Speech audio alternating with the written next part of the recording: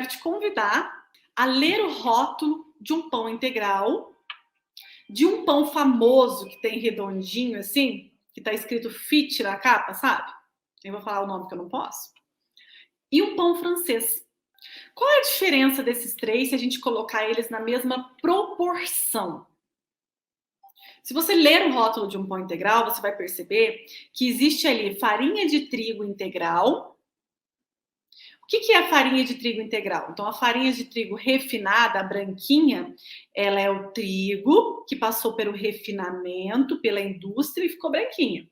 A integral não passou por esse refinamento, ela manteve essas fibras, ela realmente é melhor, não é? Realmente é melhor. Mas um pão integral, ele tem uma proporção de farinha branca, uma proporção de farinha integral e vários outros componentes. Existem alguns pães integrais que são bons, realmente bons. Tem uma marca que, se você olhar, ele é 100% farinha integral, adicionado de castanhas, adicionado de gordura boa. Esse pode usar. Mas é uma marca que eu conheço. Os demais, quando você compara o índice glicêmico na mesma proporção, é a mesma coisa. E mesmo esse pão, a composição dele é muito boa. Quando você compara o índice glicêmico dele, por exemplo, 50 gramas do pão integral, 50 gramas desse pão redondinho e 50 gramas do pão francês, simples, o que vai acontecer dentro do seu corpo é a mesma coisa. Isso aí, a mesma coisa.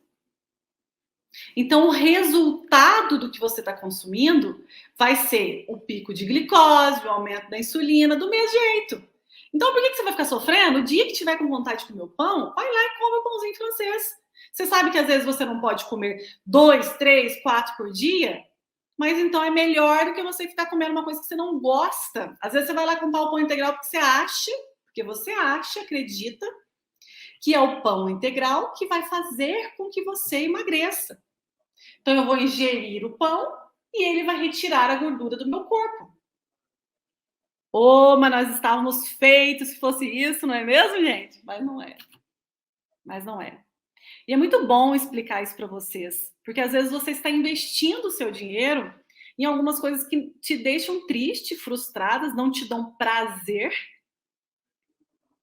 Porque a gente tem que. Eu peso muito assim, ó, por exemplo. Eu tenho intolerância a glúten. Marcela, tenho intolerância a glúten. Então, por isso, eu não como pão francês. Mas, por exemplo, eu gosto muito de biscoito de polvilho. Biscoito de polvilho que a minha mãe faz. Então, quando eu vou na casa da minha mãe, tem biscoito de polvilho. E aí fala, biscoito engorda. Mas biscoito e tapioca, ó, mesma coisa.